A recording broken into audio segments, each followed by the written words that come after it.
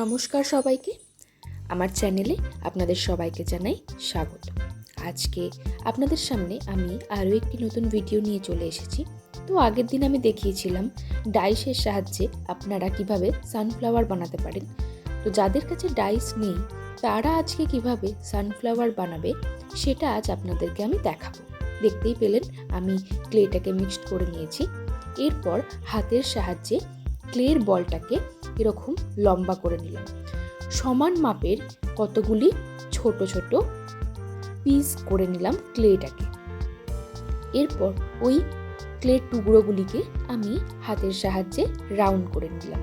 এর ফলে কি হবে, পাপড়িগুলির সাইজ সমান হবে।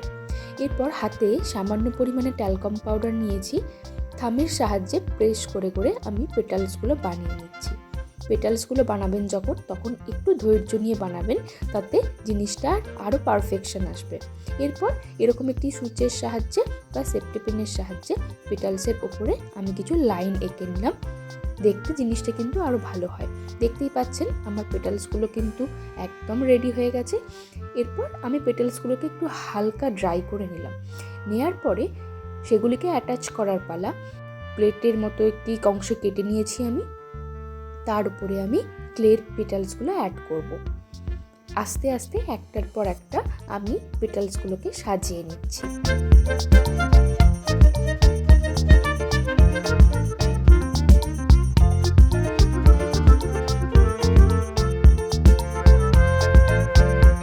আপনারা আমাকে জানাবেন আমার ভিডিওগুলি আপনাদের কতটা ভালো লাগছে এবং সেটা হেল্পফুল হচ্ছে কিনা। এরপর সানফ্লাওয়ারের মিডিলে যে পোর্শনটি থাকে সেটার জন্য আমি সামান্য পরিমাণে ক্লেকে চ্যাপ্টার আকারে গড়ে নিয়ে আমি মিডিলে গ্লুয়ের সাহায্যে আটকে দিয়েছি এবং একটি সেফটি পিনের সাহায্যে ওই অংশটিকে আমি ডট ডট ডট করে ফুটো করে নিচ্ছি। জিনিসটা দেখতে কিন্তু আরও ভালো লাগবে। আপনারাও কিন্তু এইভাবে করলে আপনাদের কাটার বা কোনো টুলসের সেরকমভাবে প্রয়োজন হবে না। দেখতে পাচ্ছেন আমার সানফ্লাওয়ারটা একদম রেডি হয়ে গেছে। এটা আমি ড্রাই করে নিয়েছি। এরপরে কালার করার পালা। প্রথমেই আমি হোয়াইট অ্যাক্রিলিক কালার দিয়ে বেসটাকে কালার করে নিচ্ছি।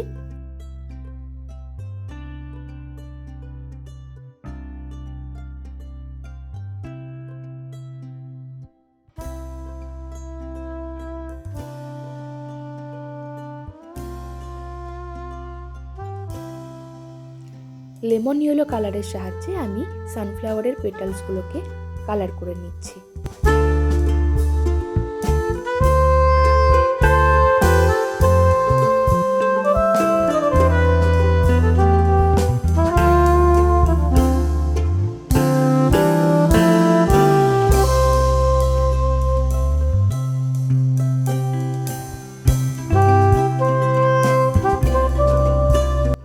আমার পেটালসগুলো একদম কালার হয়ে গেছে। তো এটার আমি ড্রাই হয়ে যাওয়ার পরে আমি কিন্তু সেকেন্ড লেয়ারও অ্যাপ্লাই করেছি। এবার সামান্য পরিমাণে অরেঞ্জ কালার নিয়ে পেটালসের একদম নিচের পোর্শনটিকে আমি একটু হাইলাইট করে দিচ্ছি। কালারটা কিন্তু খুব ভালো আসে এবং দেখতেও ভালো লাগে।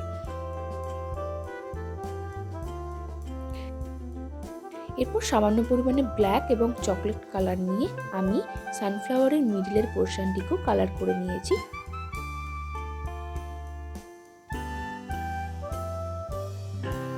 কালার হয়ে গেলে এটাকে আমি একদম পুরোপুরি ড্রাই হতে দেব এবং ড্রাই হওয়ার পরে এটাকে আমি ভার্নিশ করব।